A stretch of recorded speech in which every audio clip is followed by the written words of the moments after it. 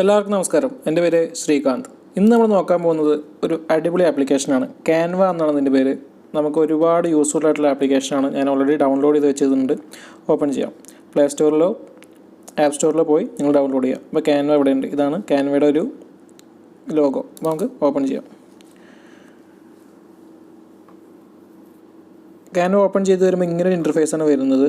ഇതിനകത്ത് ഇവിടെ നമുക്ക് വേണമെങ്കിൽ ടെംപ്ലേറ്റ്സും കാര്യങ്ങളും ചെക്ക് ചെയ്യാം. പക്ഷേ ഞാൻ ഇവിടെ യൂട്യൂബിലോട്ടുള്ള തമ്പനെയിലൊക്കെ ആണെങ്കിൽ ഇവിടെ തന്നെ നമുക്ക് സെർച്ച് ചെയ്ത് നോക്കാം. തമ്പനെയിൽ എന്ന് പറഞ്ഞാൽ ഒരുപാട് ടൈപ്പ് ഓഫ് തമ്പനെയിൽസ് വരും. ഇപ്പോൾ നമ്മളിപ്പോൾ ഒരു ചെറിയൊരു പോസ്റ്ററാണ് ഉണ്ടാക്കാൻ പോകുന്നത്. ഒരു കമ്മ്യൂണിറ്റി പോസ്റ്റ് പോലത്തെ ഒരു പോസ്റ്റ്. കമ്മ്യൂണിറ്റി പോസ്റ്റിൻ്റെ പേജ് സൈസല്ല ഞാനിവിടെ ചൂസ് ചെയ്യുന്നത്, ഒരു എക്സാമ്പിൾ എന്നുള്ള രീതിയിലാണ്. ഓക്കെ, അപ്പോൾ നമുക്ക് ഇവിടെ ഒരു ഇതിനകത്ത് ഏതെങ്കിലും ഒരെണ്ണം ചൂസ് ചെയ്യാം. ഇപ്പോൾ ഒരു ഇൻസ്റ്റാഗ്രാം പോസ്റ്റിൻ്റെ ഒരു സൈസ് നമുക്ക് ചൂസ് ചെയ്യാം.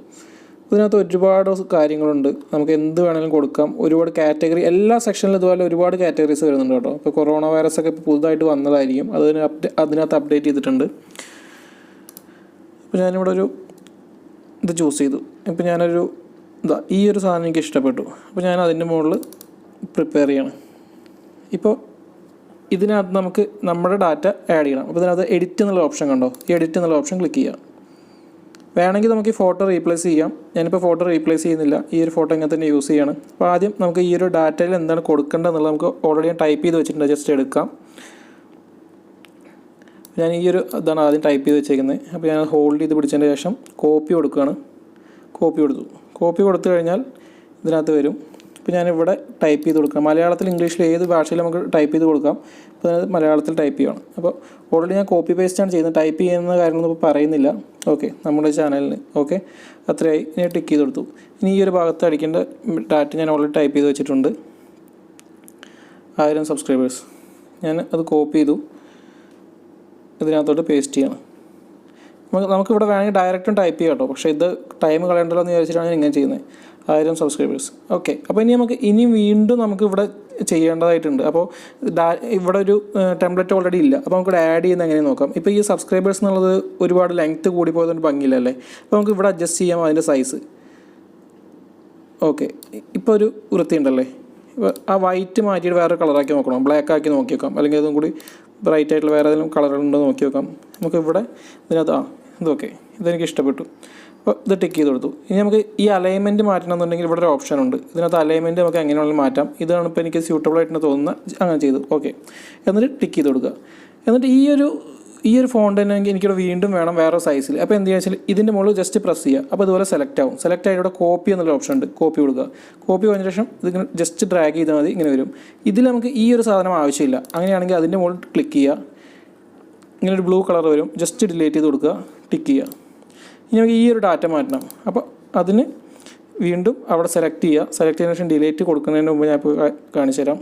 എല്ലാവർക്കും ഹൃദയം നിറഞ്ഞ നന്ദി എന്നതിന് കൊടുത്തിട്ടുണ്ട്. ഓക്കെ, കോപ്പി ചെയ്തു. വീണ്ടും അവിടെ കൊണ്ടുപോയി ഇങ്ങനെ സെലക്ട് ആയിട്ടില്ലെങ്കിൽ ഇങ്ങനെ ആക്കി കൊടുക്കുക. അതിന് ശേഷം ഡിലീറ്റ് കൊടുക്കുക. പേസ്റ്റ്. എല്ലാവർക്കും ഹൃദയം നിറഞ്ഞ നന്ദി. ഓക്കെ, ഇതിപ്പോൾ ആകെ ഒരു അലങ്കോലമായി കിടക്കണമല്ലേ. അത് നമുക്ക് ഈ ഫോണ്ടിൻ്റെ സൈസ് അഡ്ജസ്റ്റ് ചെയ്തിട്ട് കൊടുക്കാം. പിന്നെ അതുപോലെ തന്നെ ഇവിടെ ഈ ഒരു ഡോട്ട് പിടിച്ച് വലിച്ചു കഴിഞ്ഞെങ്കിൽ അതിൻ്റെ സൈസ് കൂടി വരും. ഓക്കെ, ഈ സൈസ് നമുക്കൊന്ന് അഡ്ജസ്റ്റ് ചെയ്യാം. ഓക്കെ, ഇപ്പോൾ ഇതിനകത്ത് കൂടി കയറിപ്പോയപ്പോൾ ഒരു കാണാൻ കിട്ടുന്നില്ല അല്ലേ അത്. അപ്പോൾ നമുക്ക് വേറെ കളർ ട്രൈ ചെയ്ത് നോക്കാം.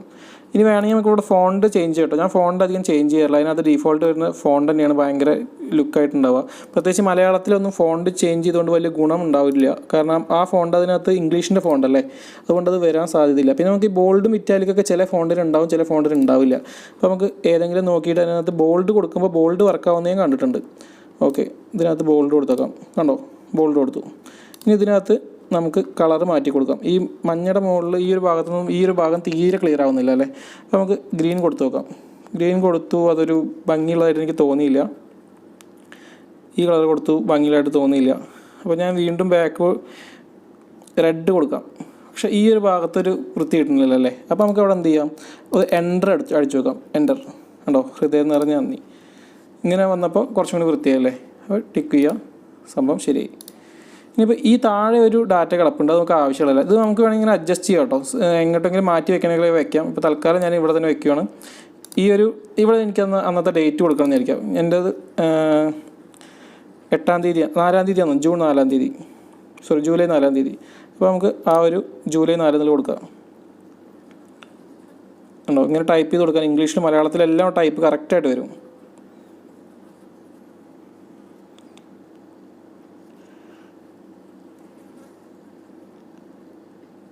ഉണ്ടോ, ഇങ്ങനെ ടൈപ്പ് ചെയ്തിട്ട് ഇവിടെ പ്രസ് ചെയ്തിട്ട് നമുക്ക് കൊടുക്കാൻ പറ്റും.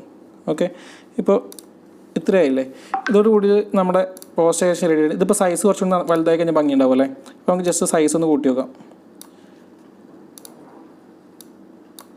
ചെയ്തതിന് ശേഷം നമുക്ക് ക്ലിക്ക് ചെയ്തിട്ട് അഡ്ജസ്റ്റ് ചെയ്ത് കൊടുക്കാം എങ്ങോട്ടാണ് വേണ്ടത് വെച്ചെങ്കിൽ.